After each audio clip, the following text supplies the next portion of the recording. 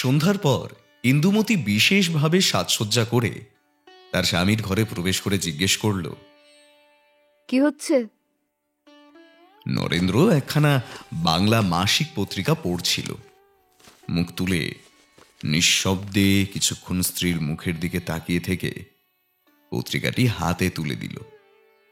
ইন্দু খোলা পাতাটার উপর চোখ বুলিয়ে নিয়ে জোড়া ভ্রু অল্প কুঁচকে অবাক হয়ে বলল, ইস, এ যে কবিতা দেখছি। তা বেশ, বসে না থেকে একটু বেগার খাটি। দেখি এখানে কি কাগজ।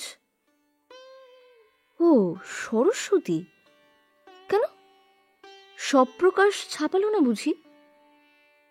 নরেন্দ্রর দৃষ্টি ব্যথায় ম্লান হয়ে আসলো। সপ্রকাশ ফিরিয়ে দিল? সেখানে পাঠায়নি। পাঠিয়ে একবার দেখলে না কেন? সপ্রকাশ সরস্বতী নয়, তাদের কাণ্ডজ্ঞান আছে। এই জন্যই আমি জাতা কাগজ কখনো পড়ি না। আচ্ছা, নিজের লেখা নিজে খুব মন দিয়ে পড়ো। ও হ্যাঁ, ভালো কথা, আজ শনিবার, আমি ও বাড়ির ঠাকুরজিকে নিয়ে বায়োস্কোপ দেখতে যাচ্ছি। কমলা কিন্তু ঘুমিয়ে পড়েছে। কাব্যচর্চার ফাঁকে মেয়েটার দিকেও একটু নজর রেখো। চললাম। নরেন্দ্র কাগজখানা বন্ধ করে টেবিলের একধারে রেখে দিয়ে বলল, যাও। ইন্দু চলে যাচ্ছিল। হঠাৎ একটা গভীর নিঃশ্বাস কানে আসতেই সে ঘুরে দাঁড়িয়ে বলল, আচ্ছা, আমি কিছু একটা করতে চাইলে তুমি অমন করে দীর্ঘ নিঃশ্বাস ফেলো কেন বলো তো? এতই যদি তোমার দুঃখের জ্বালা, মুখ ফুটে বলো না কেন? আমি বাবাকে তাহলে চিঠি লিখে যা হোক একটা উপায় করি। নরেন্দ্র কিছু মুহূর্ত মুখ তুলে ইন্দুর দিকে এক দৃষ্টে তাকিয়ে রইল। মনে হলো যেন সে কিছু বলবে, কিন্তু কিছুই বলল না। নীরবে মুখ নিচু করে রইল। নরেন্দ্রর মামাতো ভগিনী বিমলা ইন্দুর সখী। ও রাস্তার মোড়ের উপরে তার বাড়ি। ইন্দু গাড়ি দাঁড় করিয়ে ভেতরে প্রবেশ করে বিস্মিত ও বিরক্ত হয়ে বলল, ও কি ঠাকুরজি, কাপড় পরো নিজে, খবর পাওনি নাকি? পেয়েছি বই কি, কিন্তু একটু দেরি হবে ভাই। উনি এইমাত্র একটুখানি বেড়াতে বেরোলেন, ফিরে না এলে তো যেতে পারবো না। ইন্দু মনে মনে অত্যন্ত বিরক্ত বোধ করল। একটা খোঁচা দিয়ে প্রশ্ন করল, কেন, প্রভুর হুকুম পাওনি বুঝি? বিমলার সুন্দর মুখখানি স্নিগ্ধ মধুর হাসিতে ভরে উঠল। এই খোঁচাটুকু সে যেন ভারী উপভোগ করল। বলল, না, দাসীর আর্জি এখনো পেশ করা হয়নি। হলে যে নামঞ্জুর হবে না সে ভরসা করতে পারি। তবে পেশ করা হয়নি কেন? খবর তো তোমাকে আমি বেলা থাকতেই পাঠিয়েছিলাম। তখন সাহস হলো না বউ। অফিস থেকে এসেই বললেন মাথা ধরেছে। ভাবলাম জল টল খেয়ে একটু ঘুরে আসুন, মনটা প্রফুল্ল হোক, তখন জানাবো। এখনো তো দেরি আছে, বসো না ভাই, তিনি ফিরে এলেন বলে। কি জানি কিছু তোমার হাসি আসে ঠাকুরজি, আমি এমন হলে লজ্জায় মরে যেতাম। আচ্ছা, ঝিকে কিংবা বেয়ারাটাকে বলে কি যেতে পারো না? বাপরে, তাহলে বাড়ি থেকে দূর করে দেবেন, এ জন্মে আর মুখ দেখবেন না। ইন্দু রাগে বিস্ময়ে অবাক হয়ে বলল, হ্যাঁ, দূর করে দেবেন? কোন আইনে, কোন অধিকারে শুনি? বাধা কি বউ, তিনি মালিক আর আমি দাসী বই তো নয়। তিনি দাঁড়ালে কে তাকে ঠেকাবে বলো? ঠেকাবে রাজা, ঠেকাবে আইন। সে চলে যাবে ঠাকুরজি, কিন্তু নিজের মুখে নিজেকে দাসী বলে দাবি করতে কি একটু লজ্জা হয় না তোমার? স্বামী কি মোগল বাদশা, আর স্ত্রী কি তার কৃতদাস, যে নিজেকে নিজেই এমন নীচ, এমন তুচ্ছ করে গৌরব বোধ করছো? এই রাগটুকু লক্ষ্য করে বিমলা মজা পেল। বলল, তোমার ঠাকুরজি যে মুখু মেয়ে মানুষ বউ, তাই নিজেকে স্বামীর দাসী বলে গৌরব বোধ করে।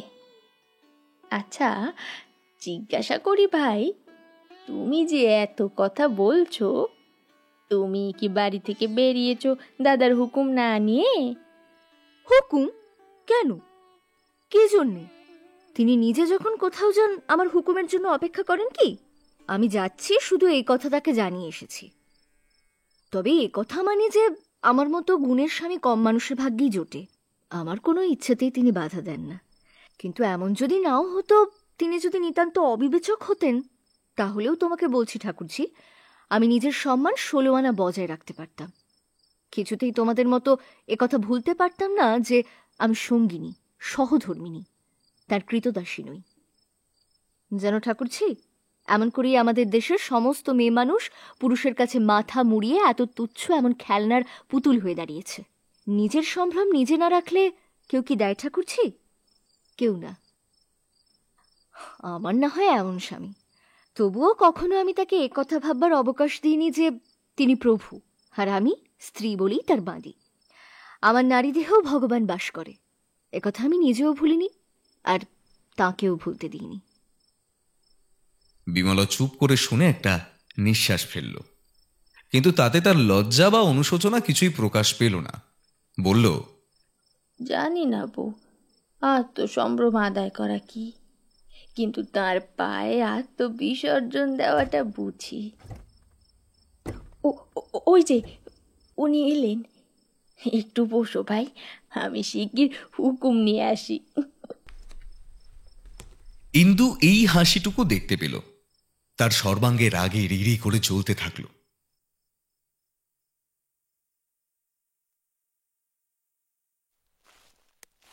বায়োস্কোপ থেকে ফেরার পথে ইন্দু হঠাৎ বলে উঠল, আচ্ছা ঠাকুরজি, হুকুম না পেলে বুঝি আসতে পারতে না? বিমলা পথের দিকে তাকিয়ে অন্যমনস্ক হয়ে কি জানি একটা ভাবছিল, বলল, না। হ্যাঁ, আমারও তাই মনে হয় ঠাকুরজি। আমি যখন তখন এসে তোমাকে ধরে নিয়ে যাই, তাই জন্য হয়তো তোমার স্বামী রাগ করেন।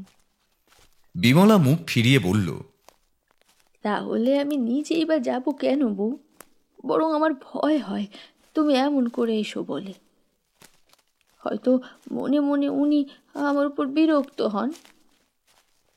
তোমার দাদার কিন্তু সে স্বভাব নয়।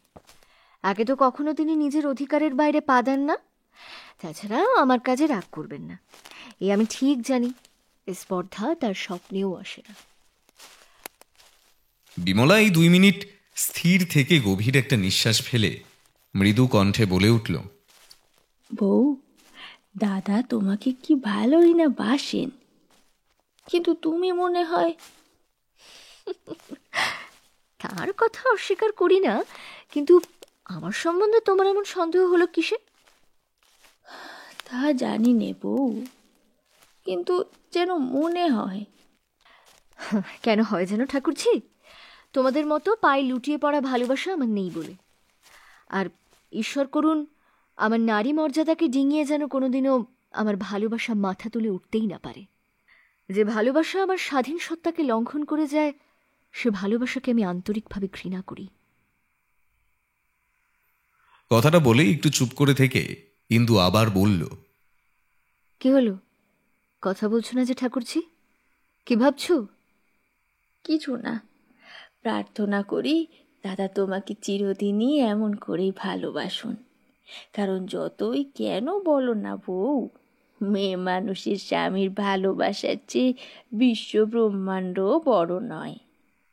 কি জানি তোমার নারী মর্যাদা আর কি তোমার স্বাধীন সত্তা, আমি আমার সমস্তই তার পায়ে ডুবিয়ে দিয়ে বেঁচেছি।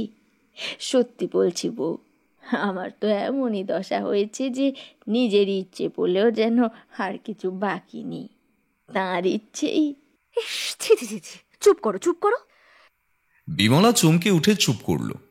ইন্দু ঘৃণা ভরে বলতে লাগলো, আমাদের দেশের মেয়েরা কি মাটির পুতুল?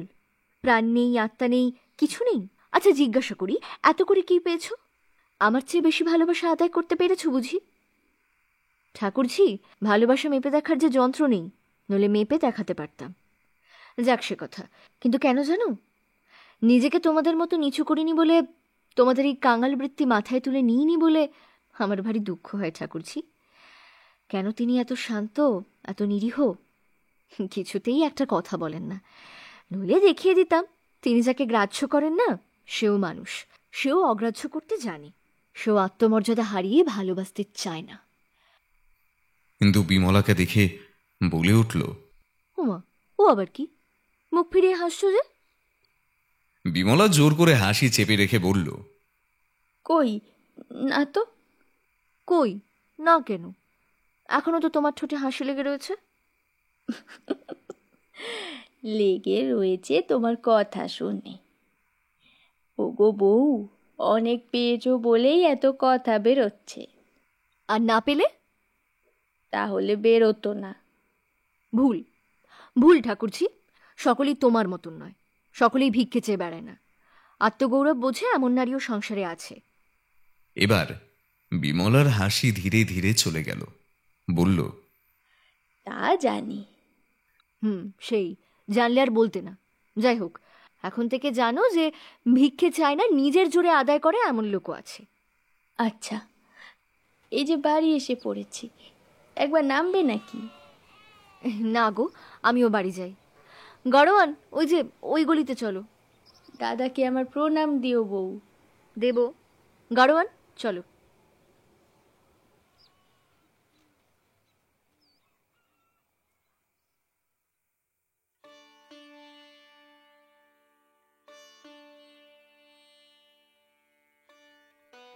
আর নেই, সংসার খরচের কিছু টাকা দিতে হবে যে।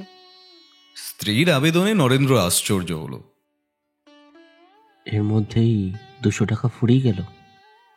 না গেলে কি মিথ্যে কথা বলছি, না লুকিয়ে রেখে চাইছি?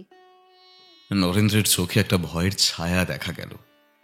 কোথায় টাকা, কি করে জোগাড় করবে, সেই মুখের ভাব ইন্দু দেখল, কিন্তু ভুল বুঝলো। বলল, বিশ্বাস না হয় এখন থেকে একটা খাতা দিও, হিসেব লিখে রাখবো। কিংবা এক কাজ করো না, খরচের টাকা করি নিজের হাতেই রাখো। তাতে তোমারও ভয় থাকবে না, আর আমিও সংশয় লজ্জা থেকে রেহাই পাবো। অবিশ্বাস করিনি, কিন্তু কি কিন্তু কি? বিশ্বাসও হয় না, তাই তো? আচ্ছা আচ্ছা, ঠিক আছে, আমি যাচ্ছি, যতটা পারি হিসেব লিখে আনি। উফ, কি সুখের সংসার হয়েছে আমার। বলে রাগে গজ গজ করতে করতে ঘর থেকে চলে গেল। কিন্তু তখনই আবার ফিরে এসে বলল, এই যে, কিন্তু কেন, কিসের জন্য আমি হিসেব লিখতে যাব বলতে পারো? আমি কি মিথ্যে বলি? আমার মামাতো বোনের বিয়েতে কাপড় জামা লাগলো 50 টাকার উপর। কমলার জামা দুটোর দামই তো 12 টাকা। সেদিন বায়োস্কোপে খরচা হলো 10 টাকা। খতিয়ে দেখো দেখি বাকি থাকে কত। তাতে 10-15 দিনের সংসার খরচাটা কি এমনি বেশি যে তোমার দু চোখ একেবারে কপালে উঠছে? আমার দাদার সংসারে মাসে 700-800 টাকাতেও যে হয় না। সত্যি বলছি, এমন করলে তো আমি আর ঘরে টিকতে পারবো না। তার চেয়ে বরং স্পষ্ট বলে দাও, দাদা মেদিনীপুরে বদলি হয়েছেন, আমি মেয়ে নিয়ে চলে যাই সেখানে। আমিও বাঁচি আর তুমিও একটু শান্তিতে থাকো। এই বেলায় তো হবে না, দেখি ও বেলায় যদি জোগাড় করতে পারি। তার মানে যদি জোগাড় করতে না পারো, উপোস করতে হবে নাকি? দেখো, কালই আমি মেদিনীপুরে চলে যাব, কিন্তু তুমিও এক কাজ করো, এই দালালির ব্যবসা ছেড়ে দিয়ে দাদাকে ধরে একটা চাকরির জোগাড় করে নাও দেখি। তাতে বরং ভবিষ্যতে ভালো থাকবে। কিন্তু যা পারো না তাতে হাত দিয়ে নিজেও মাটি হয়েও না, আর আমাকেও নষ্ট করো না। নরেন্দ্র জবাব দিল না। ইন্দু আরো কি বলতে যাচ্ছিল, কিন্তু এই সময় বেয়ারা এসে খবর দিল শম্ভুবাবু এসেছেন। তারপরেই বাইরে জুতোর শব্দ শোনা গেল। ইন্দু পাশের দরজা থেকে পর্দার আড়ালে সরে দাঁড়ালো। শম্ভুবাবু মহাজন, নরেন্দ্রের বাবা প্রচুর ঋণ করে পরলোক গমন করেছেন। তার ছেলের কাছে তাগাদা করতে শম্ভুবাবু প্রায়ই এসে থাকেন, তাই আজও এখানে এসেছেন। তিনি মিষ্টভাষী মানুষ। নরেন্দ্রর ঘরে বসে ধীরে ধীরে তিনি এমন কিছু কথা বললেন যা দ্বিতীয়বার শোনার আগে অতি বড় নির্লজ্জ নিজের মাথাটা বিক্রি করে ফেলতে কোনো দ্বিধা করবে না।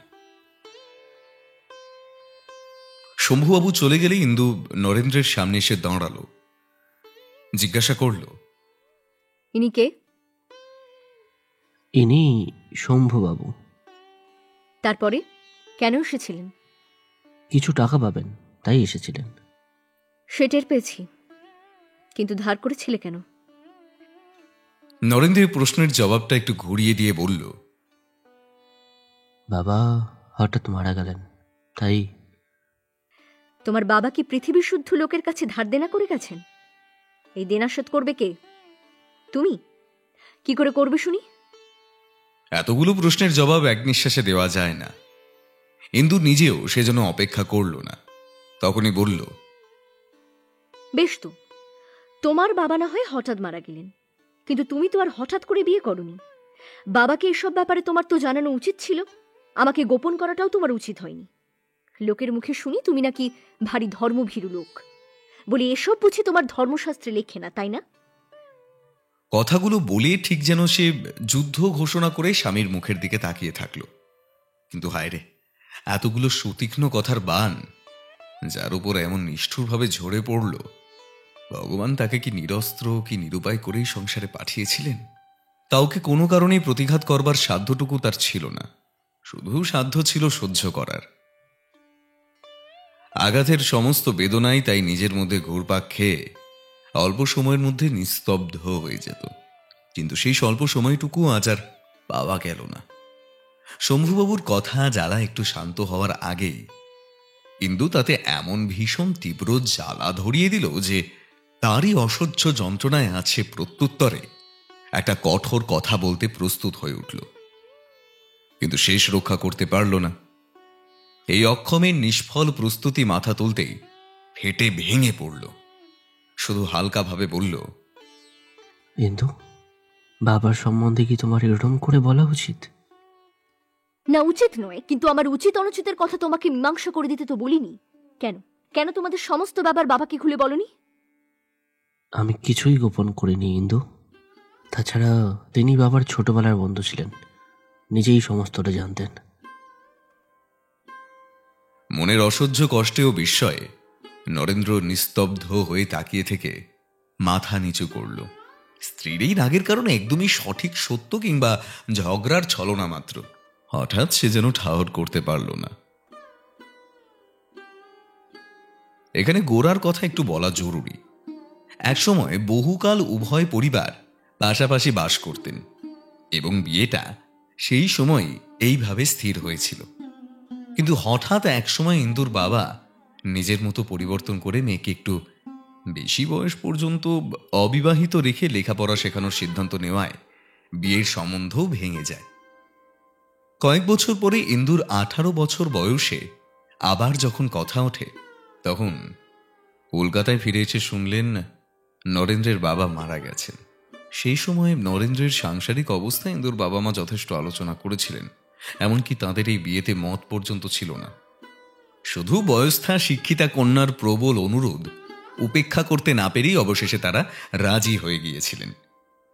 এত কথা এত তাড়াতাড়ি ইন্দু সত্যি ভুলে গেছে কিংবা মিথ্যা মোহে অন্ধ হয়ে নিজেকে প্রতারিত করার কঠিন এক অনুতাপ এখন এমন করে তাকে জ্বালাতন করছে, কিছুই স্থির করতে না পেরে নরেন্দ্র চুপচাপ কোনো উত্তর না করে মাথা নিচু করে বসে থাকল। সেই নির্বাক স্বামীর মুখের প্রতি কিছুক্ষণ এক দৃষ্টে তাকিয়ে থেকে ইন্দু আর কোনো কথা না বলে ঘর থেকে বেরিয়ে গেল। সে নিঃশব্দে গেল বটে। এমন তো অনেক দিন এভাবে ইন্দু রাগ দেখিয়ে চলে গেছে, কিন্তু আজ হঠাৎ নরেন্দ্রের মনে হলো তার বুকের একটা বড় কষ্টের জায়গাটা ইন্দু যেন ইচ্ছা করে জোর করে কেড়ে নিয়ে বাইরে চলে গেল। একবার অল্প একটু ঘাড় তুলে স্ত্রীর নিষ্ঠুরভাবে চলে যাওয়ার দিকে তাকিয়ে দেখল, যখন আর দেখা গেল না তখন অতি গভীর একটা নিঃশ্বাস ফেলে জড়বস্তুর মতো সেখানে গা এলিয়ে শুয়ে পড়ল।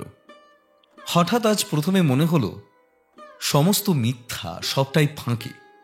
এই সংসার, স্ত্রী, কন্যা, স্নেহ, প্রেম সমস্তই আজ তার কাছে এক নিমেষে মরুভূমির মরীচিকার মতো উবে গেল।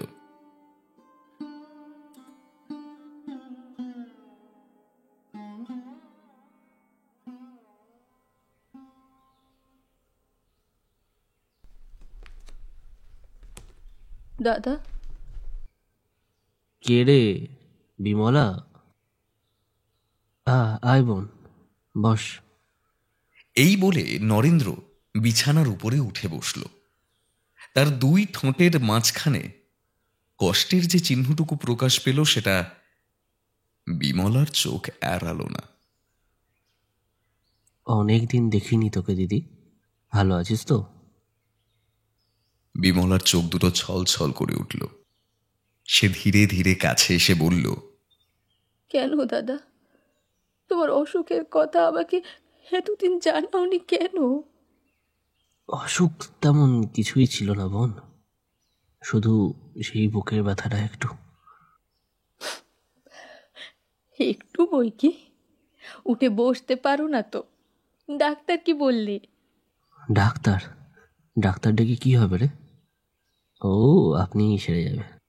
সে কি, ডাক্তার পর্যন্ত দেখাওনি? কয়দিন হলো? কয়দিন? এই তো সেদিন দিন 7 হবে। 7 দিন? তাহলে বউ সমস্ত দেখেই গেছে? না না, দেখে যায়নি বোধ হয়। আমার যে অসুখ নিশ্চয়ই সে বুঝতে পারেনি। আর আমি তার যাওয়ার দিনও বাইরে গিয়ে বসেছিলাম। না না, হাজার রাগ হোক, তাই কি তোরা পারিস বোন? বউ তাহলে রাগ করে গেছে বলো? না, রাগ নয়, দুঃখ, কষ্ট, কত অভাব জানিসই তো। ওদের ওসব সহ্য করা অভ্যেস নেই। শরীরটাও খারাপ হয়েছে দেখবি, না হলে ওরম দেখলে কি তোরা রাগ করে থাকতে পারিস? পারি বই কি দাদা, আমাদের অসাধ্য কাজ কিছুই নেই। তা না হলে তোমরা বিছানায় না শোয়া পর্যন্ত আর আমাদের চোখে পড়ে না। তারপর বিমলা ভোলাকে জিজ্ঞেস করল, এই বলা, পালকি এলো রে? আনতে পাঠিয়েছি মা। এরই মধ্যে চলে যাবি? এখনো তো সন্ধে হয়নি, আর একটু বস।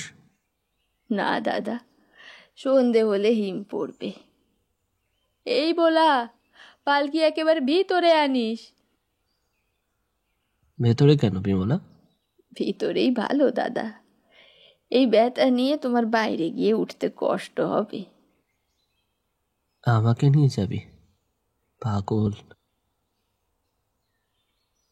দেখ কি সব বলছি। কি হয়েছে যে এত কাণ্ড করতে হবে? এ তো প্রায়ই হয়, ও আবার সেরে যাবে।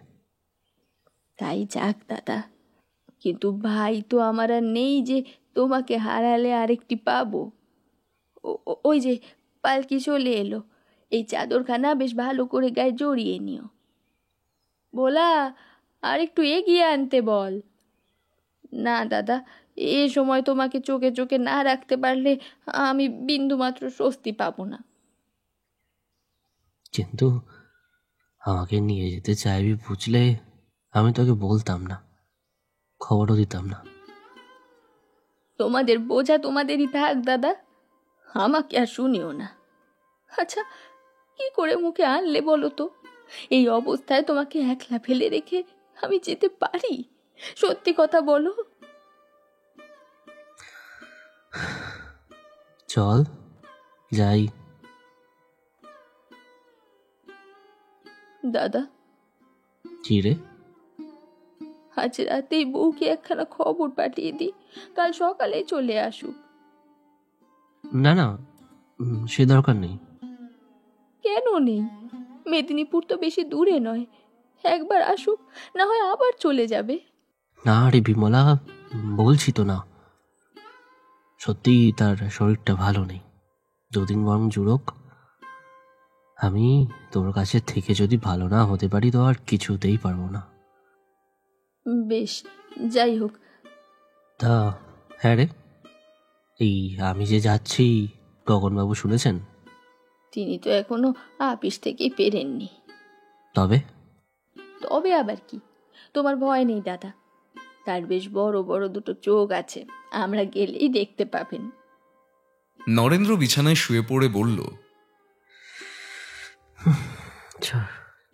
আমার যাওয়া হবে না বোন।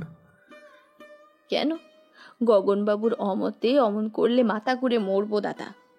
একটা বাড়ির মধ্যে কি ভিন্ন ভিন্ন মত থাকে যে আমাকে অপমান করছো? অপমান করছি ঠিক জানিস বিমলা? ভিন্ন মত তো থাকতেই পারে, বল। না,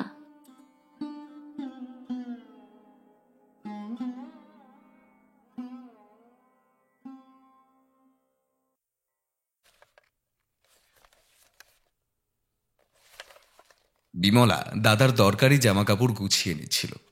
সলজ্জে মাথা নেড়ে বলল, দাদা, আজ ব্যথাটা তত টের পাচ্ছ না? না, একেবারে না। এই 8 দিন তোমাদের কি কষ্টটাই না দিলাম। এবার বিদায় কর আমাকে দিদি। করবো কার কাছে? আচ্ছা দাদা, এই যে 16-17 দিনের মধ্যে বউ একখানা চিঠি পর্যন্ত দিল না। না, দিয়েছেন বই কি, পৌঁছে গেছেন সেই খবর দিয়েছিলেন। কালও একখানা পেয়েছি, বরং আমি কিছু লিখে উঠতে পারিনি। বিমলা মুখ ভার করে নিঃশব্দে তাকিয়ে রইল। নরেন্দ্র লজ্জায় সংকোচ করে বলল, সেখানে গিয়ে পর্যন্ত সে ভালো নেই। সর্দি কাশি, পরশু তো আবার জ্বরের মতো হয়েছিল, তবুও তার উপরেই তিনি চিঠি লিখেছেন। আজ তাই বুঝি সেখানে টাকা পাঠিয়ে দিলে? নরেন্দ্র কথাটা শুনে লজ্জা পেয়ে বলল, কিছুই তো আর তার হাতে ছিল না বল।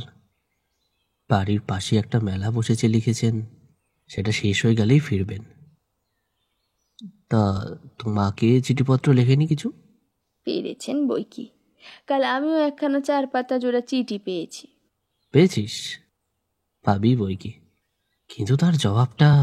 তোমার ভয় নেই দাদা, তোমার অসুখের কথা লিখব না, আমার নষ্ট করবার মতো সময় নেই।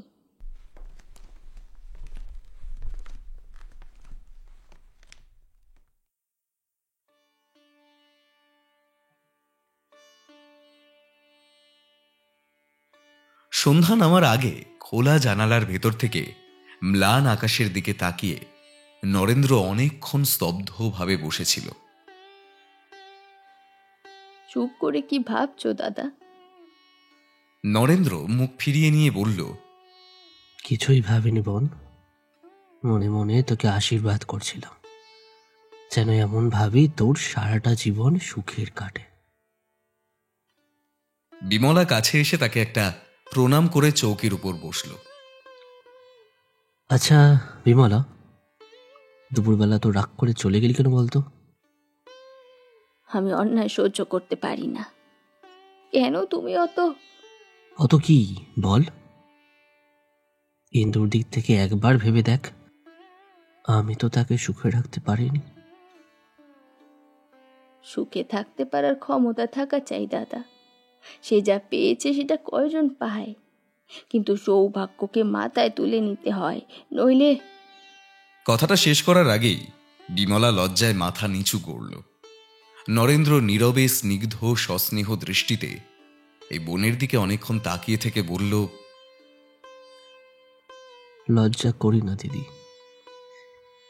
সত্যি বলতো, তুই কখনো ঝগড়া করেছিস এটা নিয়ে?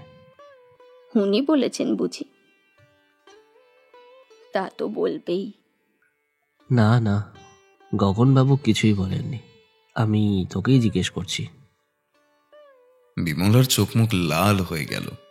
মুখ তুলে বলল, তোমাদের সঙ্গে ঝগড়া করে কি পারবে বলো? শেষে হাতে পায়ে পড়ে। ও কি, ওখানে কে দাঁড়িয়ে? আমি গগন। তা থামলে কেন, বলে যাও। ঝগড়া করে কার হাতে পায়ে পড়তে হয় কাকে, হ্যাঁ? কথাটা শেষ করো। চাও তো যে সাধু পুরুষ লুকিয়ে কথা শোনে, তার কথার জবাব আমি দিই না। এই বলে বিমলা রাগের আড়ালে তার হাসিটা চেপে রেখে তাড়াতাড়ি সেখান থেকে চলে গেল। নরেন্দ্র সুদীর্ঘ নিঃশ্বাস ফেলে মোটা তাকিয়াটায় হেলান দিয়ে বসল। গগনবাবু বললেন, তা এই বেলায় কেমন আছো হয়ে? ভালো হয়ে গেছি, এবার বিদায় দাও ভাই। বিদায় দাও? আরে অত ব্যস্ত হয়েও না, 2 দিন থাকো। তোমারই বোনটির আশ্রয় যে যতদিন থাকতে পারে তার তত পরমায়ু বৃদ্ধি হয়, সে খবর জানো কি? তা জানি না, তবে সম্পূর্ণ বিশ্বাস করি। বিশ্বাস করি কি হে? এই যে প্রমাণ করা কথা, এমন রত্ন সংসারে পাওয়া যায়, হ্যাঁ? ভাগ্যং ফলতি, কি যেন কথাটা? নইলে আমার মতো হতভাগ্য সে কি এ বস্তু পায়? এ তো স্বপ্নের অগোচর। থেকে যাও বলছি, থেকে যাও। 2 দিন এমন সংসার ছেড়ে স্বর্গে গিয়েও আরাম পাবে না। বিমলা বহু দূরে যায়নি, ঠিক পর্দার আড়ালেই কান পেতে সব শুনছিল। চোখ মুছে উঁকি মেরে সেই সন্ধ্যার অন্ধকারেও স্পষ্ট দেখতে পেল তার স্বামীর কথাগুলো শুনে নরেন্দার মুখখানা একবার আনন্দে জ্বলে উঠেই যেন ছাই হয়ে গেল।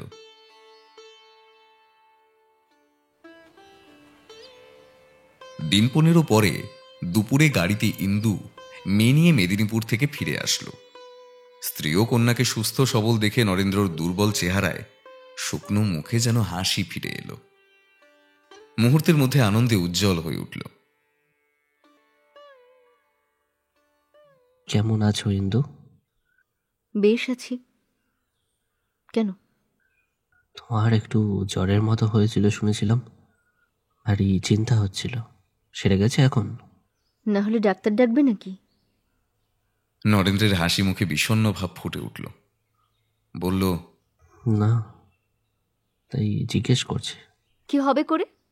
এদিকে তো 50টি টাকা পাঠিয়ে চিঠির ওপর চিঠি পাঠাচ্ছিলে।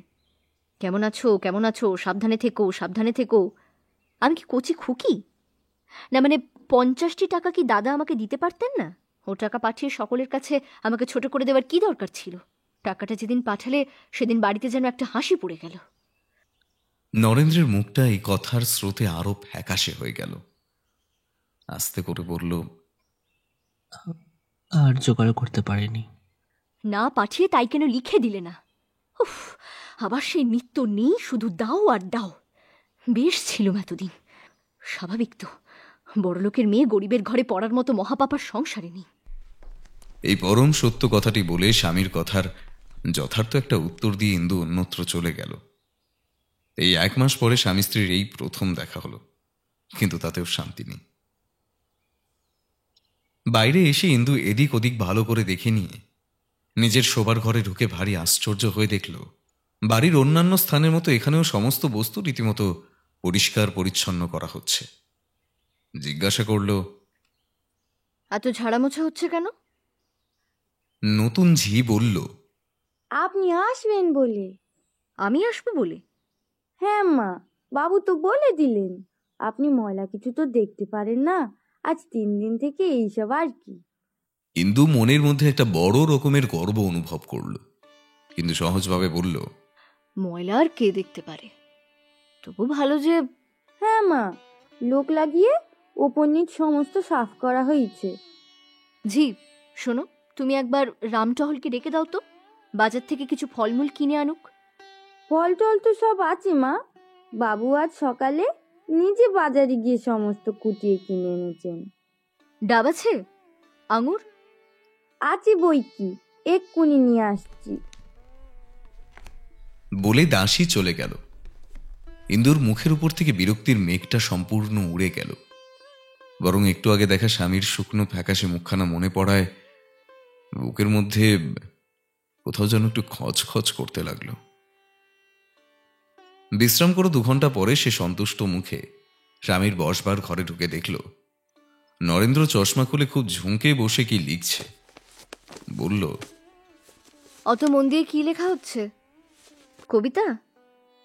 নরেন্দ্র মুখ তুলে বলল, ও কিছু না। বলে সে লেখাগুলো চাপা দিয়ে রাখল। কি তবে? ইন্দুর একটু আগেই খুশিতে সন্তুষ্ট হওয়া মুখে আবার গম্ভীর মেঘের ছায়া দেখা দিল। তাহলে কিছু নার উপর অত ঝুঁকে না পড়ে বরং যাতে দুঃখ কষ্ট ঘুচে এমন কিছুতেই মন দাও। শুনলাম দাদার হাতে নাকি গোটা কয়েক চাকরি খালি আছে। কথাটা বলে ভালো করে স্বামীর মুখের দিকে তাকিয়ে থাকলো।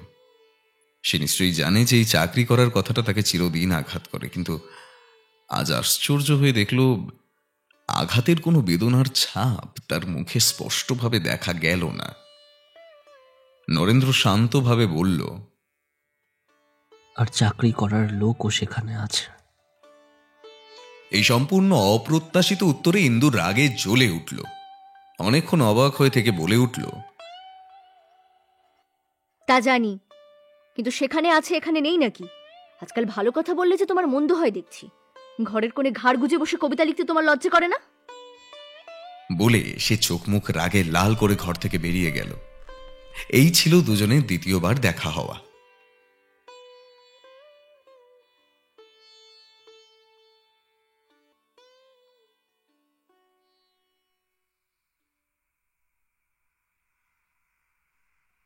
ওমা, এ আমি কাকে দেখছি?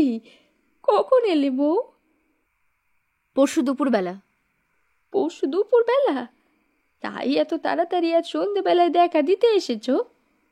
তা ভাই বউ, আমার উপর এত টান হলো কবে থেকে? চিঠি লিখলে জবাব পর্যন্ত পাই না। আমি একার কত টান দেখাবো ঠাকুরজি? স্বভাব পাওনি? সে না পাওয়ারই মতন। 4 পাতার জবাব লিখেছ মাত্র 4 ছত্র। তখন এতটুকু সময় ছিল না ভাই। এ ঘরে দাদা যদি বা একটু সেরে উঠলেন, তো ওদিকে আবার নতুন ভাড়াটে উঠে চলে যাওয়ার জোগাড়। ইন্দু কথাটার এক বর্ণও বুঝল না, হাঁ করে তাকিয়ে রইল।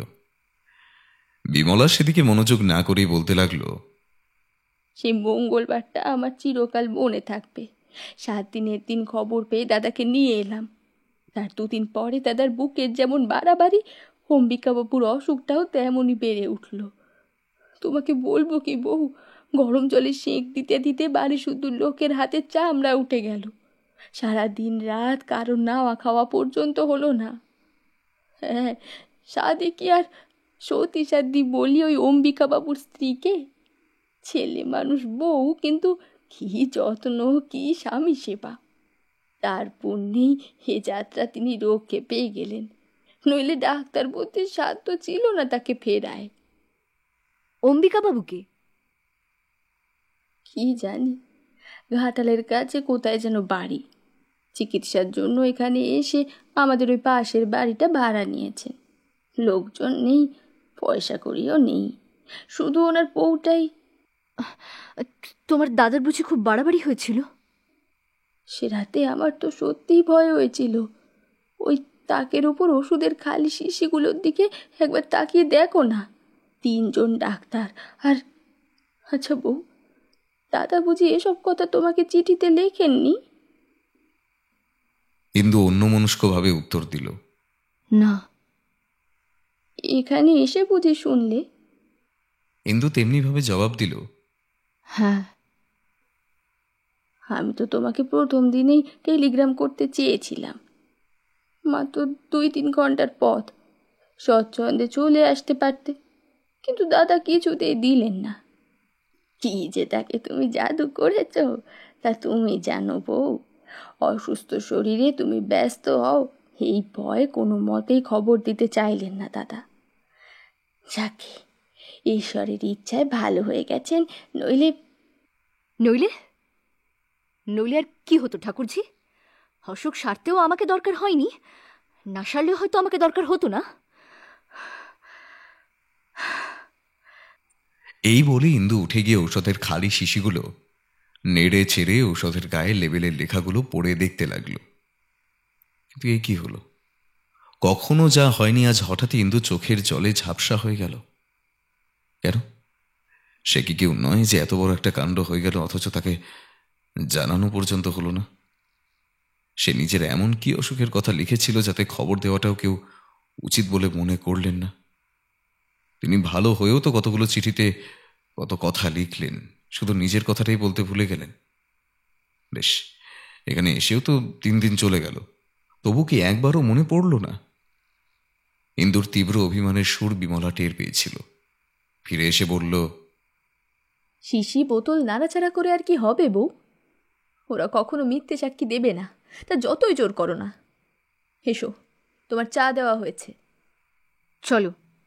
বলে ইন্দু অলক্ষ্যে চোখের জল মুছে ফেলে তার কাছে এসে দাঁড়াল। চা খাওয়া শেষ হলে বিমলা কি জানি কথাটা ইচ্ছা করেই বলল কিনা, তবু বলল, সে এক হাসির কথা বউ। এক বাড়িতে 2 রোগী, কিন্তু দুজনের কি আশ্চর্য আলাদা ব্যবস্থা। দাদা মরো হয়েও তোমাকে খবর দিতে দিলেন না, পাছে ব্যস্ত হও, পাছে তোমার শরীর খারাপ হয়। আর অম্বিকাবাবু তো এক দণ্ড ওর স্ত্রীকে ওনার সামনে থেকে নড়তে দিলেন না। তার ভয় সে চোখের সামনে থেকে চলে গেলেই হয়তো তার প্রাণটা বেরিয়ে যাবে।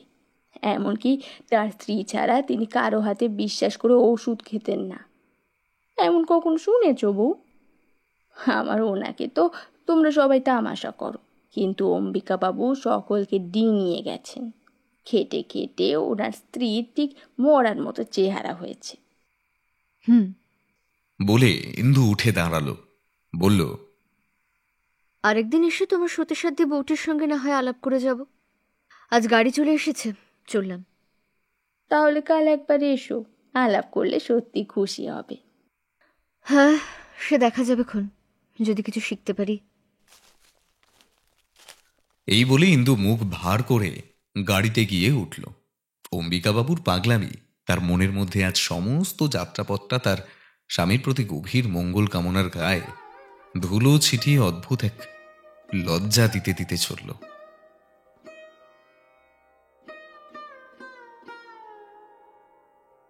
2 দিন পরে কথায় কথায় ইন্দু অত্যন্ত বিরক্ত হয়ে বলে উঠল, যদি সত্যি কথা শুনলে রাগ না করো তাহলে বলি ঠাকুরজি, বিয়ে করা তোমার দাদারও উচিত হয়নি, ওই অম্বিকা বাবুরও উচিত হয়নি। কেন? কেন আবার? কারণ সংসার লালন পালন করার ক্ষমতা না থাকলে সংসার করা মহাপাপ। উত্তরটা শুনে বিমলা মনে আঘাত পেল। ইন্দুকে সে ভালোবাসত। খানিক পরে বলল, অম্বিকাবাবুর অন্যায় হয়ে থাকতে পারে, কিন্তু তাই বলে তার স্ত্রী নিজের কর্তব্য করবে না? তাকে তো মরণ পর্যন্ত স্বামীর সেবা করতে হবে। ও আচ্ছা, তা কেন হবে? তিনি অন্যায় করবেন, যাতে অধিকার নেই তাই করবেন, আর তার ফল ভোগ করবো আমরা? তুমি ইংরেজি পড়নি, আর 5টা সভ্য সমাজের খবর রাখো না, নইলে বুঝিয়ে দিতে পারতাম কর্তব্য শুধু একদিকে থাকে না, হয় দুদিকে থাকবে, না হয় থাকবে না। পুরুষেরা কথা আমাদের বুঝতে দেয় না, আর দেয় না বলেই আমরা ওই অম্বিকা বাবুর স্ত্রীর মতো মৃত্যুপণ করে সেবা করি। বিমলা মুহূর্তকাল চুপ থেকে বলল, না হলে করতাম না। আচ্ছা বউ, সেবা করাটা কি স্ত্রীর বড় দুঃখের কাজ বলে মনে করো? অম্বিকাবাবুর স্ত্রীর বাইরের কষ্টটাই শুধু দেখতে পাও, তার ভিতরের আনন্দটা জানতে পারো কি? আমি জানতেও চাই না। স্বামীর ভালোবাসাটাও বোধ করি জানতে চাও না? না ঠাকুরজি, অরুচি হয়ে গেছে। বরং ওটা কম করে নিজের কর্তব্যটা করলেই হাঁপ ছেড়ে বাঁচি। বিমলা দাঁড়িয়েছিল, নিঃশ্বাস ফেলে ধীরে ধীরে বসে পড়ে বলল, ঠিক, এই কথাটা আগেও একবার বলেছ, কিন্তু তখনও বুঝতে পারিনি, এখনো বুঝতে পারলাম না যে আমার দাদা তার কর্তব্য করেন নাকি সে তা তুমিই জানো। অনেক বই পড়েছ, অনেক দেশের খবর জানো, তোমার সঙ্গে তো আর তর্ক করা সাজে না। কিন্তু আমার দৃঢ় বিশ্বাস, স্বামী ন্যায় অন্যায় যাই করুক, তার ভালোবাসা অগ্রাহ্য করবার স্পর্ধা কোনো দেশের স্ত্রীরই নেই। আমার তো মনে হয় ও জিনিস হারানোর চেয়ে মরণ ভালো, আর তারপরেও বেঁচে থাকা শুধু বিড়ম্বনা। আমি তা মানি না ঠাকুরজি। মানো নিশ্চয়। বলে বিমলা হেসে ফেলল। তাহার হঠাৎ মনে হলো এই সমস্তটাই পরিহাস। সত্যি তো, পরিহাস ছাড়া নারীর আবার কি? আবার বলল, কিন্তু তাও বলি বউ, আমার কাছে যা মুখে আসে বলছো, কিন্তু দাদার সামনে এসব নিয়ে বেশি চালাকি করো না। কেননা পুরুষ মানুষ যতই বুদ্ধিমান হন, অনেক সময় কি? অনেক সময় কি? তামাশা কিনা ধরতে পারে না। সে তাঁর কাজ, আমি তা নিয়ে দুর্ভাবনা করি না। কিন্তু আমি যে না ভেবে থাকতে পারি না বউ। কেন বলো তো? রাগ করো না বউ, কিন্তু সেই অসুখের সময় আমার সত্যি মনে হয়েছিল দাদা যে তোমাকে পাওয়ার জন্য একসময় পাগল হয়ে উঠেছিলেন। সেই যে কি বলে না, পায়ে কাঁটা পড়লে বুক পেতে দেওয়া, ঠিক সেই রকম। কিন্তু এখন সে ভাব আর বুঝি নেই। হঠাৎ ইন্দুর সমস্ত মুখের উপর কে যেন কালি লেপে দিল। তারপরে সে জোর করে শুকনো হাসি হেসে বলল, তোমাকে সহস্র ধন্যবাদ ঠাকুরজি। তোমার দাদাকে বলো আমি ভ্রুক্ষেপ করি না। আর তুমিও ভালো করে বুঝে নিও, আমার নিজের ভালো মন্দ নিজেই সামলাতে জানি আমি। তা নিয়ে পরের মাথা গরম করাটাও আবশ্যক বলে মনে করি না।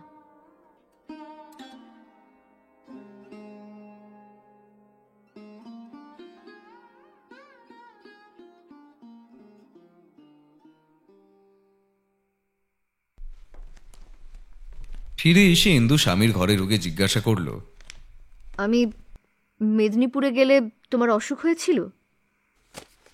নরেন্দ্র খাতা থেকে মুখ তুলে ধীরে ধীরে বলল,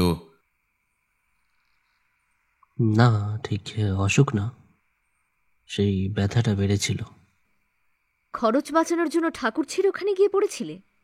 স্ত্রীর এই অত্যন্ত কটু ইঙ্গিতে নরেন্দ্র খাতাটার উপর আবার ঝুঁকে পড়ে কয়েক মুহূর্ত নীরব থেকে হালকা স্বরে উত্তর দিল, বিমলা এসে নিয়ে গেছিল। কিন্তু আমি শুনতে পেলে বলে দিতাম যে অক্ষমদের জন্যই হাসপাতাল তৈরি হয়েছে, পরের ঘাড়ে না চড়ে সেখানেই তাদের যাওয়া উচিত। নরেন্দ্র আর মুখ তুলল না, একটা কথাও বলল না। ইন্দু টান মেরে পর্দাটা সরিয়ে বাইরে চলে গেল। ধাক্কা লেগে একটা ছোট্ট ফুলদানি উল্টে পড়ে গেল। সে একবার ফিরেও দেখল না। মিনিট পাঁচেক পরে তেমনি সজোরে পর্দা সরিয়ে ফিরে এসে বলল, ঠাকুরজি খবর দিতে চেয়েছিলেন, তুমি মানা করেছিলে কি জন্যে? ভেবেছিলে বুঝি আমি এসে ওষুধের সঙ্গে বিষ মিশিয়ে দেব? নরেন্দ্র মুখ না তুলেই বলল, না, তা ভাবিনি। তোমার শরীর ভালো ছিল না। ভালোই ছিল, যদিও খবর পেলেও আমি আসতাম তা না, কিন্তু আমি সেখানে যে রোগে মরে যাচ্ছিলাম এ কথাও তোমাকে চিঠিতে লিখিনি।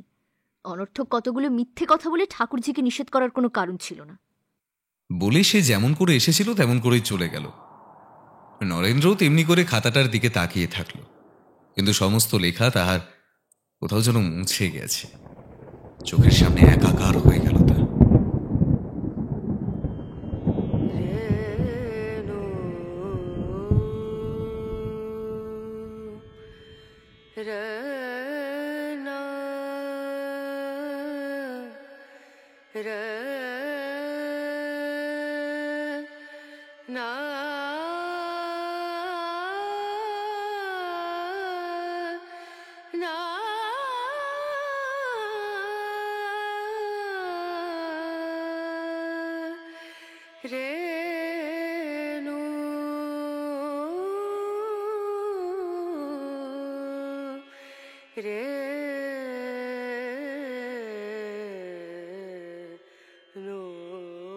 ইন্দু পর্দার আড়াল থেকে বেরিয়ে ডাক্তারকে জিজ্ঞাসা করল, আপনি গগনবাবুর বাড়িতে আমার স্বামীর চিকিৎসা করেছিলেন, কিন্তু সম্পূর্ণ সুস্থ হয়েছেন বলে আমার মনে হয় না। এই নিন আপনার ফিজের টাকা। আজ একবার ওবেলা যদি দয়া করে এসে তাকে দেখে যান, বড় উপকার হয়। ডাক্তার একটু বিস্মিত হলেন। ইন্দু বুঝিয়ে বলল, ওর স্বভাব, চিকিৎসা করাতে চান না। ওষুধের প্রেসক্রিপশনটা আমাকে লুকিয়ে দেবেন, তাকেও একটু বুঝিয়ে বলবেন। ডাক্তার সম্মত হয়ে চলে গেলেন। রামটহল এসে খবর দিল, মাঝি, বল্লভ শেখরা এসেছে। এসেছে? এদিকে ডেকে আনো। ও বল্লভ, একটু কাজের জন্য তোমাকে ডেকেছিলাম। তুমি আমাদের বিশ্বাসী লোক। এ নাও, এই চুড়ি কগাছে বিক্রি করে দিতে হবে। বড় পুরনো ধরনের চুড়ি বাপু, আর পরা যায় না। এই দামে নতুন এক জোড়া কিনবো বলে ঠিক করেছি। বেশ তো মা, বিক্রি করে দেব। দাঁড়িপাল্লা এনেছো তো? ওজন করে দেখো দেখি কত হচ্ছে। দামটা কিন্তু বাপু আমাকে কাল দিতে হবে, আমার দেরি হলে চলবে না। আচ্ছা, তাই দেব। এই যে একেবারে টাটকা জিনিস মা, বেচে দিলে তো কিছু লোকসান হবে। তা হোক বল্লভ, এ গরমটা আমার মনে ধরে না। আর দেখো, এ সম্বন্ধে বাবুকে কিন্তু কোনো কথা বলো না। বাবুদের লুকিয়ে গয়না কেনা বেচার ইতিহাস বল্লভের অজানা ছিল না। সে একটু হেসে চুড়ি নিয়ে চলে গেল।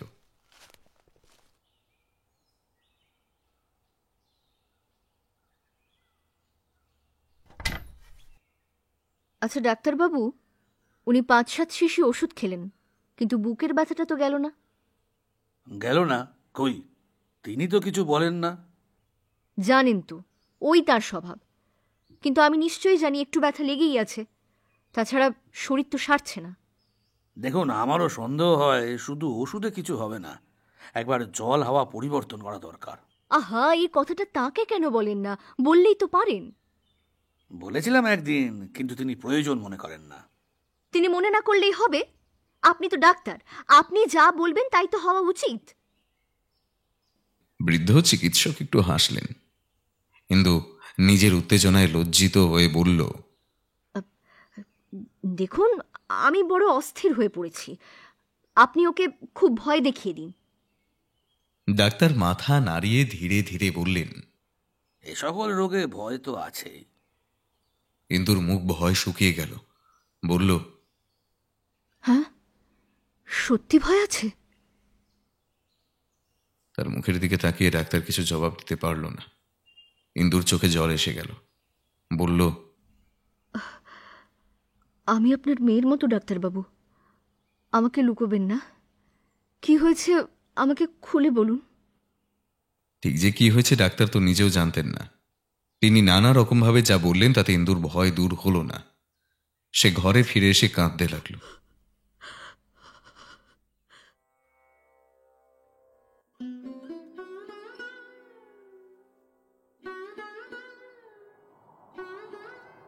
বিকেলবেলা নরেন্দ্র হাতের কলমটা রেখে দিয়ে খোলা জানালার বাইরে তাকিয়েছিল। ইন্দু ঘরে ঢুকে দূরে একটা চৌকি টেনে নিয়ে বসল। নরেন্দ্র একবার মুখ ফিরিয়ে আবার আকাশের দিকেই তাকিয়ে রইল। কিছুদিন থেকে ইন্দু টাকা চায়নি। আচ্ছা, যে কি জন্য এসে বসলো তা নিশ্চয়ই একটু সন্দেহ করে তার বুকের ভেতরটা ঢিপ ঢিপ করতে লাগলো।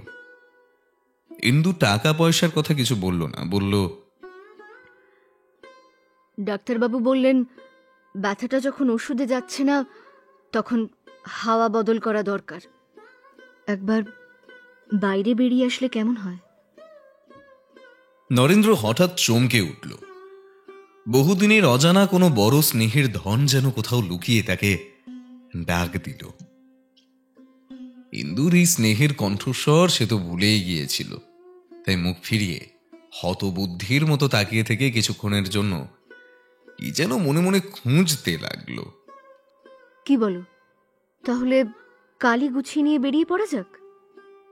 বেশি দূরে গিয়ে কাজ নেই, ওই বদ্রীনাথের কাছে আমরা দুজন, কমলা আর ঝি। রামটহল পুরনো বিশ্বাসী লোক, ও বাড়িতেই থাক। সেখানে একটা ছোট বাড়ি নিলেই হবে। তাহলে আজ থেকেই গুছোতে আরম্ভ করি। কোন রকম খরচের কথা উঠলেই নরেন্দ্র ভয় পেত। এই একটা বড় রকমের ইঙ্গিতে তাহার মেজাজে একেবারে বিগড়ে গেল। প্রশ্ন করল, এই ডাক্তারটিকে আসতে বললো কে? ইন্দু জবাব দিবার আগে সে আবার বলে উঠল, বিমলাকে বলো আমার পিছনে ডাক্তার লাগিয়ে আমাকে উত্ত্যক্ত করার কোনো প্রয়োজন নেই। আমি ভালো আছি। বিমলা দূর থেকে লুকিয়ে কাউকে না বলে ডাক্তার পাঠিয়েছে। বিমলাই সব। ইন্দু যেন মনে মনে আঘাত পেল, তবু চেপে রেখে বলল, কিন্তু তুমি তো সত্যিই ভালো নেই। ব্যথাটা তো সারেনি। সেরেছে। তাহলেও শরীর সারেনি, বেশ দেখতে পাচ্ছি আমি। একবার ঘুরে এলে আর যাই হোক, মন্দ কিছু তো হবে না।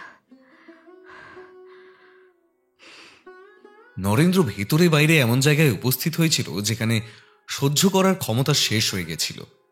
তবুও ধাক্কাটা সামলে নিয়ে বলল, আমার ঘুরে বেড়ানোর সামর্থ্য নেই। সে হবে না, কিন্তু প্রাণটা তো বাঁচাতে হবে। এই জেদটা ইন্দুর পক্ষে এতই নতুন যে নরেন্দ্রর সম্পূর্ণ ভুল করল। তার নিশ্চয়ই মনে হলো তাকে ইচ্ছা করে খোঁচা মেরে আঘাত দেওয়ার জন্য এটা একটা নতুন কৌশল মাত্র। এতদিনের ধৈর্যের বাঁধ যেন তার এক নিমেষে ভেঙে গেল। কে বলল আমি আমার প্রাণ বাঁচাতে চাই? না, চাই না। তোমার তোমার পায়ে পড়ি ইন্দু, আমাকে রেহাই দাও। আমি নিঃশ্বাস ফেলে বাঁচি। স্বামীর এরকম দুর্ব্যবহার ইন্দু কল্পনাও করতে পারত না। সে কেমন যেন জড়সড় হয়ে হতভম্বের মতো হয়ে গেল। কিন্তু নরেন্দ্র জানতেও পারল না। আরো বলতে থাকলো, তুমি তো সবই জানো আমি কি বিপদের মাঝখানে দিন কাটাচ্ছি। সমস্ত জেনে শুনেও আমাকে কেবল কষ্ট দেওয়ার জন্য দিন রাত খোঁজা দিয়ে যাচ্ছ। এক কথা বলে যাচ্ছ। কি ক্ষতি করেছি তোমার? কি চাও তুমি? ইন্দু ভয়ে ফ্যাকাশে দৃষ্টিতে তাকিয়ে রইল। একটা কথাও তার মুখ দিয়ে বেরোল না।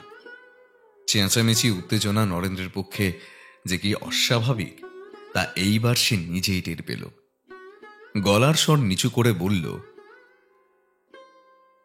স্বীকার করলাম যে আমার জল হাওয়া বদলানো দরকার, কিন্তু কি করে যাব? কোথায় টাকা পাবো? সংসার খরচ চোকাতেই যে আমার প্রাণ বেরিয়ে যাচ্ছে। ইন্দু নিজে কোনোদিন ধৈর্যের শিক্ষা করেনি।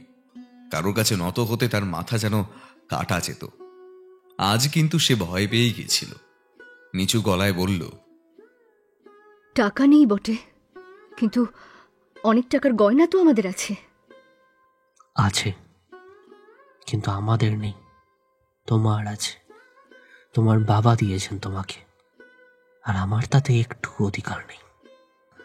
এ কথা আমার চেয়ে তুমি ভালো জানো। বেশ, তা না হয় না নিলে, তাহলে আমি নগদ টাকা দিচ্ছি। কোথায় পেলে? সংসার থেকে বাঁচিয়েছ? একটা চুড়ি বিক্রির টাকা। ইন্দু সহজে মিথ্যা কথা বলতে পারত না, এতে তার বড় অপমান বোধ হতো। আজ কিন্তু সে মিথ্যে বলল। নরেন্দ্রের মুখের ভাব ভয়ানক কঠিন হয়ে উঠল। ধীরে ধীরে বলল, তাহলে রেখে দাও, গয়না করিও। আমার বুকের রক্ত জল করে যা জমা হয়েছে তা এভাবে নষ্ট হতে পারে না। ইন্দু, আমি তোমাকে কখনো কটু কথা বলিনি। সারাদিন, সারা জীবন শুধু শুনেই আসছি। কিন্তু তুমি না সেদিন খুব বড় মুখ করে বলেছিলে যে কখনো মিথ্যা কথা বলো না। ছি!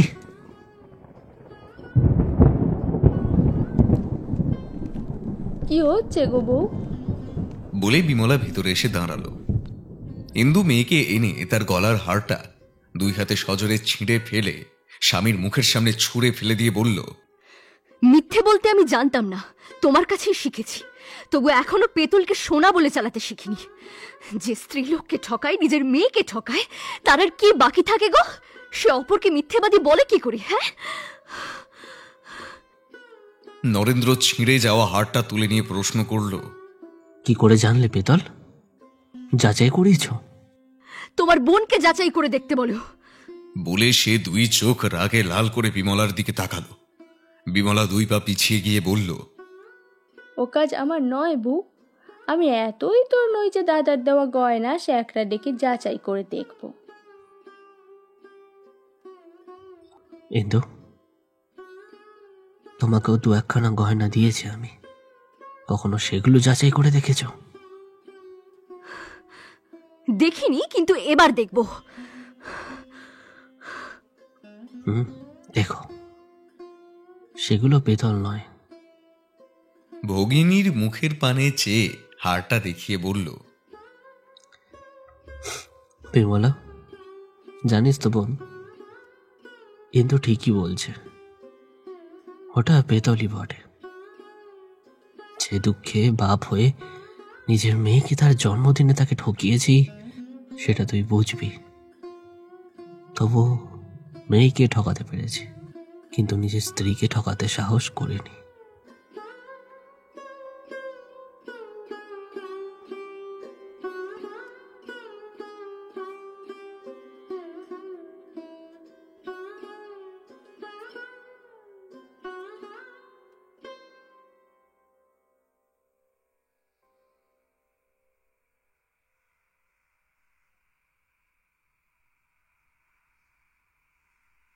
কথা শোনো বউ, একবার তার পায়ে হাত দিয়ে ক্ষমা চাও ওকে।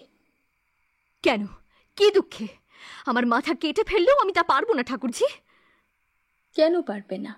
স্বামীর পায়ে হাত দিতে লজ্জা কি? বেশ তো, তোমার দোষ না হয় নেই, কিন্তু তাকে সন্তুষ্ট করা যে সকল কাজের বড়। না, আমার তা নয়। ভগবানের কাছে খাঁটি থাকাই আমার সকল কাজের বড়। যতক্ষণ না সে অপরাধ না করছে ততক্ষণ আর কিছুতেই ভয় করি না। বউ, এসব পাকামির কথা আমরাও জানি, তখন কিছুই কোনো কাজে আসবে না বলে দিচ্ছি। চোখ বুজে বিপদ এড়ানো যায় না। দাদা সত্যি তোমার উপর বিরক্ত হয়ে উঠেছেন। তার ইচ্ছে? সেই ইচ্ছে টের পাবে যেদিন সর্বনাশ হবে। দাদা যেমন নিরীহ তেমনই কঠিন। তার একদিক দেখেছ, আর একদিক দেখতে এখনো বাকি আছে, তা আমি বলে দিচ্ছি। আচ্ছা, দেখতে পেলে তোমাকে খবর দিয়ে আসবো। বিমলা আর কিচ্ছু বলল না।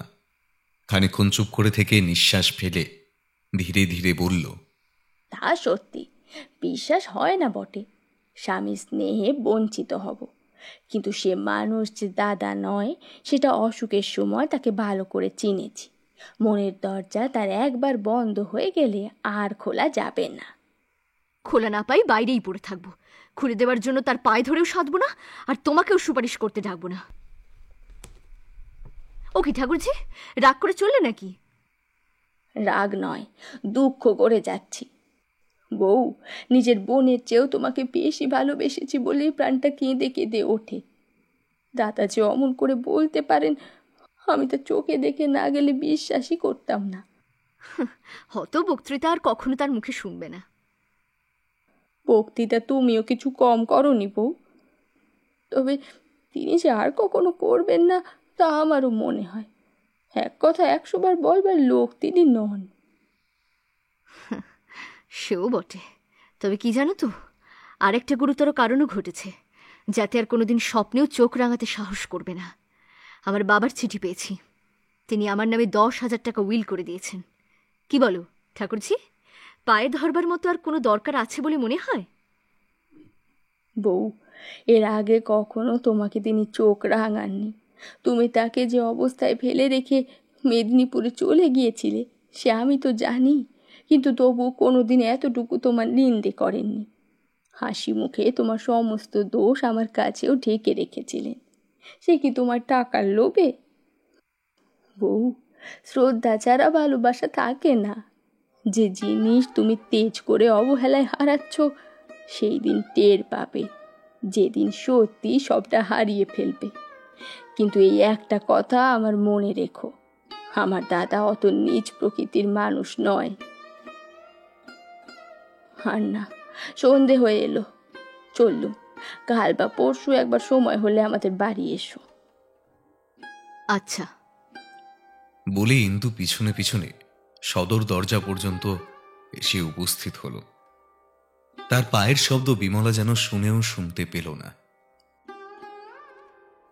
গাড়িতে উঠে বসলে মুখ বাড়িয়ে চিরদিন এই দুটি সখী বিদায়ের আগে পরস্পরকে দেখে নিয়ে একবার হেসে গাড়ির দরজা বন্ধ করে। আজ গাড়িতে ঢুকেই বিমলা দরজা টেনে বন্ধ করে দিল।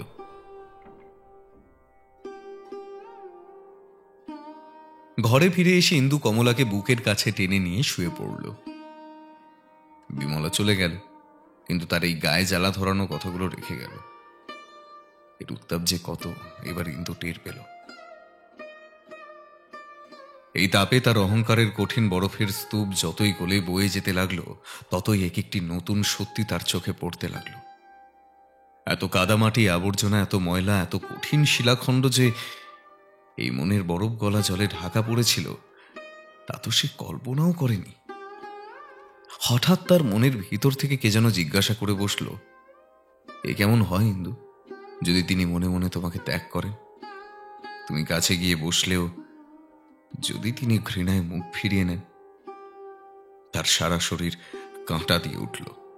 কমলা বলল, কি মা? ইন্দু তাকে সজোরে বুকে চেপে ধরে তার মুখে চুমুখে বলল, তোর পিসিমা আমাকে খুব ভয় দেখাতে পারে। কিসের ভয় মা? কিছু না মা, সব মিথ্যে, সব মিথ্যে। যা তো মা, দেখে আয় তো তোর বাবা কি করছেন। মেয়ে ছুটে চলে গেল। আজ দুদিন স্বামী স্ত্রীর মধ্যে একটা কথাও হয়নি। কমলা ফিরে এসে বলল, বাবা চুপ করে শুয়ে আছেন। চুপ করে? আচ্ছা তুই শুয়ে থাক মা, আমি দেখে আসি। বলে ইন্দু নিজে চলে গেল। পর্দার ফাঁক দিয়ে দেখল তাই বটে, তিনি ওপরের দিকে তাকিয়ে সোফায় শুয়ে আছেন। মিনিট 5-6 দাঁড়িয়ে ইন্দু ফিরে আসলো। আজ ঘরে ঢুকতে সাহস হলো না দেখে সে নিজেই খুব আশ্চর্য হয়ে গেল। কমলা। কি মা? তোর বাবার বোধহয় খুব মাথা ধরেছে, যা মা বসে বসে একটু বাবার মাথায় হাত বুলিয়ে দে তো। মেয়েকে পাঠিয়ে দিয়ে ইন্দু নিজে আড়ালে দাঁড়িয়ে ব্যাকুল হয়ে দুজনের কথাবার্তা শুনতে লাগলো। কেন এত মাথা ধরেছে বাবা? কই ধরেনি তো মা। মা বললেন যে খুব মাথা ধরেছে তোমার। নরেন্দ্র কিছুক্ষণ চুপ করে মেয়ের মুখের দিকে তাকিয়ে রইলেন, বললেন, তোমার মা জানে না। পর্দা ঠেলে ইন্দু সহজভাবে ঘরে ঢুকল। টেবিলের আলোটা কমিয়ে দিয়ে বলল, রোগা শরীরে এত পরিশ্রম কি সহ্য হয়?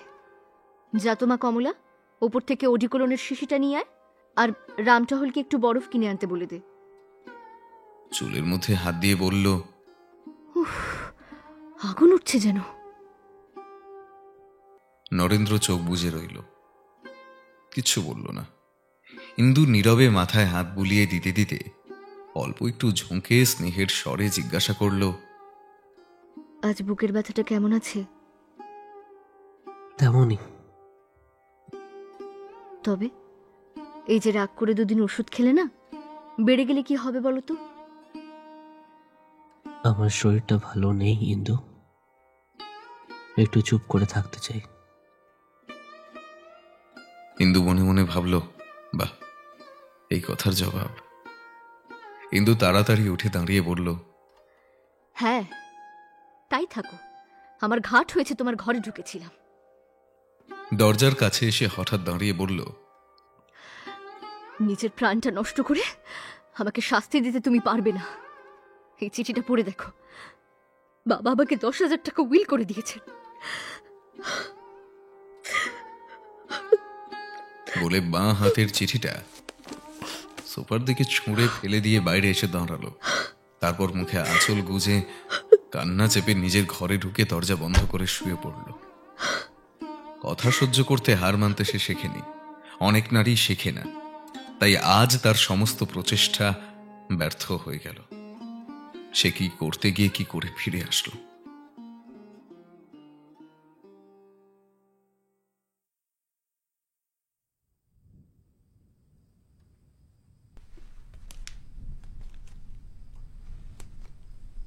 ও কি ঠাকুরজি, তোমরা কাঁদছিলে কেন?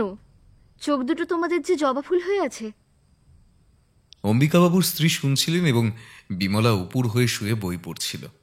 ধর্মর করে উঠে বসে চোখ মুছে হেসে বলল, দুর্গামণি দুঃখে বুক ফেটে যায় বউ। কে দুর্গামণি? ন্যাকা সেজো না বউ, জানো না কে দুর্গামণি? ইন্দু আর কিছুই বুঝল না, শুধু বুঝলে একটা বইয়ের গল্প হচ্ছে। হাত বাড়িয়ে বলল, কই দেখি বইটা। হাতে নিয়েই বইয়ের উপর দেখল লেখকের জায়গায় তার স্বামীর নাম লেখা। পাতা উল্টাতে চোখে পড়ল উৎসর্গ করা হয়েছে বিমলাকে। ইন্দু বইটা আগাগোড়া নেড়ে চেড়ে রেখে দিল। লেখা হয়েছে, ছাপা হয়েছে, দেওয়া হয়েছে, অথচ সে তার বিন্দু বিসর্গও জানে না। তার মুখের চেহারা দেখে বিমলা আর একটা প্রশ্ন করতেও সাহস পেল না। তখন ইন্দু নিজেই বলল, আমার এসব নাটক নভেল পড়তে ইচ্ছেও করে না আর ভালোও লাগে না। যাই হোক, ভালো হয়েছে শুনে খুশি হলাম। অম্বিকাবাবু চাকর ভোলা এসে তার স্ত্রীকে লক্ষ্য করে বলল, বলি বাবু জিজ্ঞাসা করছেন আজ যে জাদুঘর দেখতে যাবার কথা ছিল, যাবেন কি না? এই বউটি সকলের ছোট। সে লজ্জা পেয়ে ঘাড় নিচু করে আস্তে আস্তে করে বলল, না, তার শরীর এখন তেমন সারেনি, আজ যেতে হবে না। চাকর চলে গেল। ইন্দু হাঁ করে তাকিয়ে রইল। তার মনে হলো এমন আশ্চর্য কথা সে জীবনে শোনেনি। ভোলা এসে বিমলাকে জিজ্ঞাসা করল, আসলে বাবু অফিস থেকে জানতে লোক পাঠিয়েছেন, একটা বড় আলমারি দেরাজ নিলাম হচ্ছে, বড় ঘরের জন্য কেনা হবে কি, তাই জিজ্ঞাসা করছেন আর কি। না, কিনতে মানা করে দে, একটা ছোট বুক কেস হলেই ও ঘরে হয়ে যাবে। ভোলা চলে গেল। ইন্দু খুব অবাক হয়ে বসে থাকল। এই স্বামীদের প্রশ্নগুলোতেও সে বেশি প্রভুত্ব দেখতে পেল না। এদের স্ত্রীদের আদেশগুলো তার কাছে ঠিক দাসীর মতো শোনালো না, অথচ তার নিজের মনের মধ্যে কেমন যে একটা কষ্ট হতে থাকলো। কেবলই মনে হতে লাগলো কিভাবে যেন এদের কাছে সে একেবারেই ছোট হয়ে গেছে। যাবার সময় বিমলা চুপি চুপি জিজ্ঞাসা করল, বউ, সত্যি কি তুমি দাদার এই বইটার কথা জানতে না?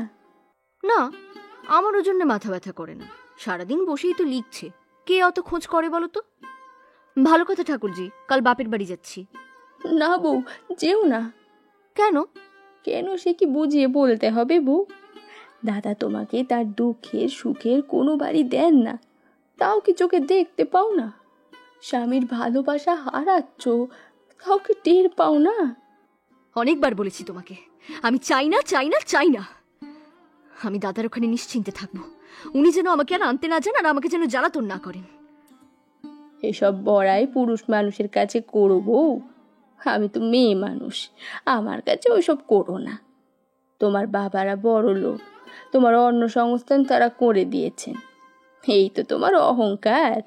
আচ্ছা, এখন যাচ্ছ যাও, কিন্তু একদিন হুঁশ হবে, যা হারালে তার তুলনায় সমস্ত পৃথিবীটাও ছোট।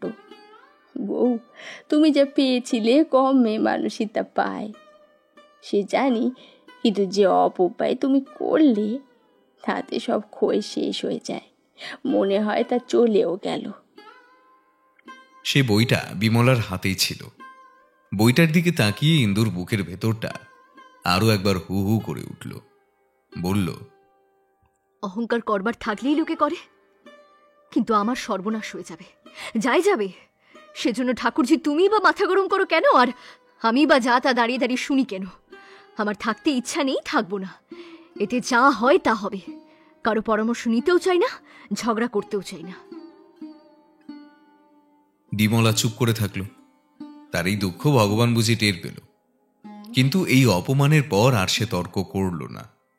ইন্দু চলে যাওয়ার জন্য এগোতেই সে বলল, দাঁড়াও তো বউ, তুমি সম্পর্কে বড়, একটা প্রণাম করি।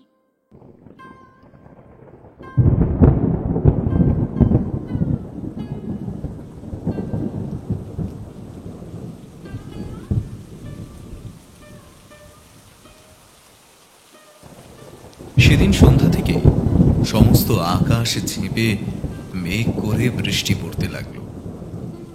ইন্দু মেয়ে নিয়ে বিছানায় এসে শুয়ে পড়ল। আজ তার ছোট ভগিনীপতি এসেছিলেন। পাশের ঘর থেকে তাকে খাওয়ানো দাওয়ানোর গল্পগুজবের কথাবার্তা যতই ভেসে আসতে লাগলো, ততই কিসের যেন অপ্রকাশিত এক লজ্জায় তার বুক ভরে উঠতে লাগলো। 3 মাস হতে চলল সে মেদিনীপুরে এসেছে। ছোট ভগিনীও এসেছে। তার স্বামী এই 2 মাসের মধ্যেই শান্তিপুর থেকে অন্তত 5-6 বার আসা যাওয়া করেছেন, কিন্তু নরেন্দ্র একটাবারও আসলেন না। একটা চিঠি লিখেও খোঁজ পর্যন্ত করলেন না। কিছুদিন থেকে এই ব্যাপারটার উপর সকলের দৃষ্টি পড়েছে এবং প্রায় এই নিয়ে আলোচনা হচ্ছে। ছোট ভগিনীপতির ঘর সকলের সামনে, পাছে এই কথায় সে উঠে পড়ে। এই ভয়ে ইন্দু অসময়ে পালিয়ে ঘরে ঢুকেছিল। স্বামী আসেন না, তাঁর অবহেলায় দুঃখ যে কত সে ইন্দুর নিজের কথা।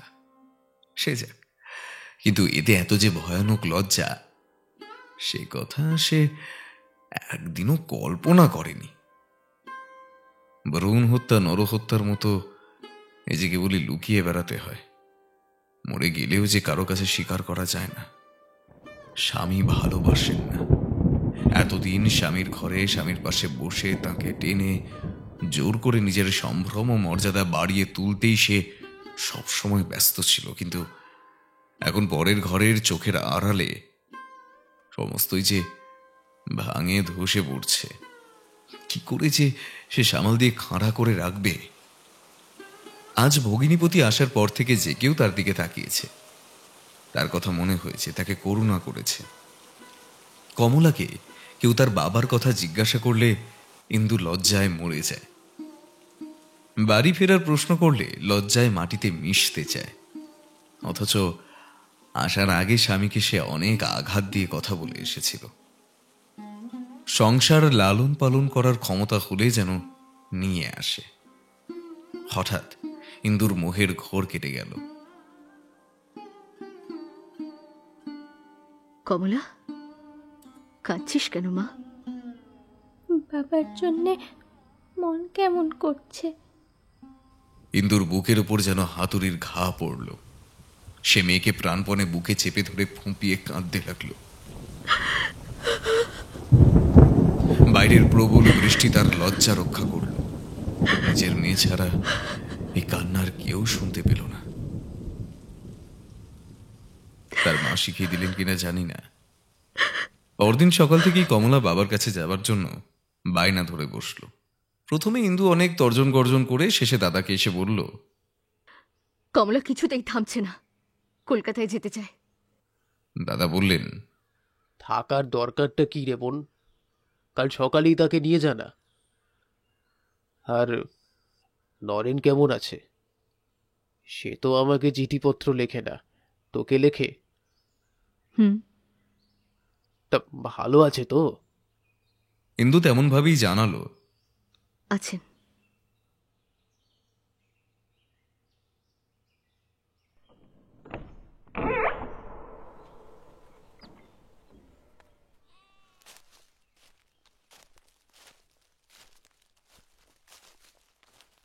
কখন এলে বউ? এই তো এলাম। চাকর গাড়ি থেকে তোরঙ্গ নামিয়ে আনলো।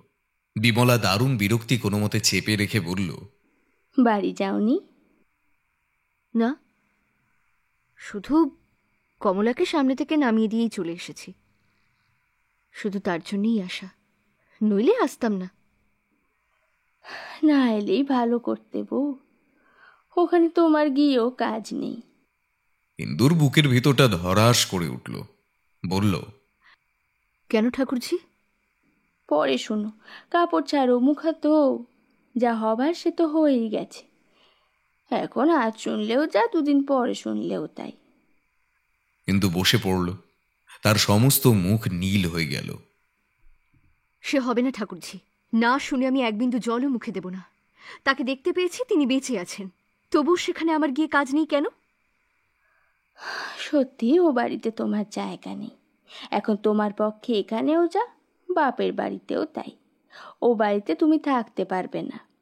আমি আর সহ্য করতে পারছি না ঠাকুরজি। কি হয়েছে খুলে বলো। বিয়ে করেছেন তিনি? বিশ্বাস হয় না, কিছুতেই হয় না। আমার অপরাধ যত বড়ই হোক না কেন, তিনি কোনো অন্যায় কিছুতেই করতে পারেন না। তবুও কেন আমার তার পাশে স্থান নেই বলবে না? বলতে বলতে তার দুই চোখ বেয়ে ঝড়ঝড় করে জল পড়তে লাগলো। বিমলার নিজের চোখ ছলছল করে উঠল, কিন্তু কাঁদতে পারল না। বলল, বউ, আমি ভেবে পাই না কি করে তোমাকে বোঝাবো। সেখানে আর তোমার স্থান নেই। শম্ভুবাবু দাদাকে জেলে দিয়েছিল। তারপরে আমরা তখন কাশিতে। শম্ভুবাবু টাকা জোগাড় করার দুদিন সময় দেয়, কিন্তু 4,000 টাকা জোগাড় হয়ে ওঠে না। ধরে নিয়ে যাবার পরে দাদা ভোলাকে আমার কাছে কাশিতে পাঠিয়ে দেন, কিন্তু আমরা তখন এলাহাবাদে চলে যাই। সে ফিরে আসে, আবার যায়। ওই রকম করে 10 দিন দেরি হয়ে যায়। তারপরে আমি এসে পড়ি। আমার কাছেও নগদ টাকা ছিল না। আমার গয়নাগুলো বাধা দিয়ে 11 দিনের পর দাদাকে বার করে নিয়ে আসি। তোমারও তো 4-5 হাজার টাকার গয়না আছে বউ। মেদিনীপুরও খুব দূরে নয়। তোমাকে খবর দিতে পারলে এসব কিছুই হতো না। দাদা বরং 10 দিন জেল ভোগ করলেন, কিন্তু তোমার কাছে হাত পাতলেন না। আর তোমার তার কাছে গিয়ে কি হবে? অনেক সুখই তো তাকে তুমি দিলে। এবার মুক্তি দাও, তিনিও বাঁচুন, তুমিও বাঁচো। কিন্তু এক মুহূর্ত মাথা নিচু করে বসে রইল। তারপরে একে একে গায়ের সমস্ত গয়না খুলে ফেলল। বিমলার পায়ের কাছে রেখে বলল,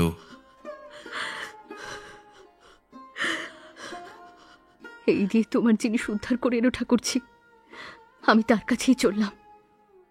তুমি বলছো স্থান হবে না, কিন্তু আমি বলছি এই বাড়ি আমার তার পাশে যথার্থ স্থান হবে। যা এতদিন আমাকে আলাদা করে রেখেছিল, এখন তাই তোমার কাছে ফেলে দিয়ে আমি নিজের অধিকার বুঝে নিতে চললাম।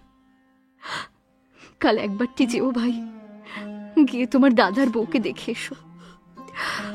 চললাম। এই বলে ইন্দু গাড়ির জন্য অপেক্ষা না করেই বেরিয়ে চলে গেল। ওরে ভোলা, সঙ্গে যা। যে ছিল আমার স্বপ্ন চারিণী, তারে বুঝিতে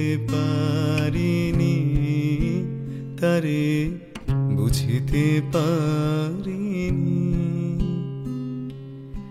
যে ছিল আমার স্বপ্ন চারিণী, তারে বুঝিতে পারিনি, তারে বুঝিতে পারিনি।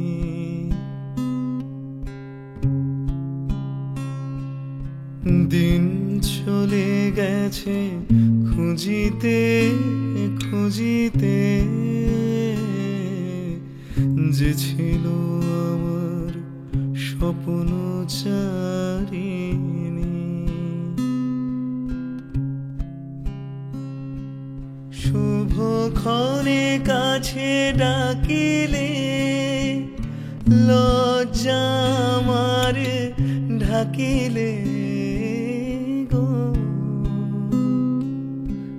যে ছিল আমার স্বপ্ন চাই।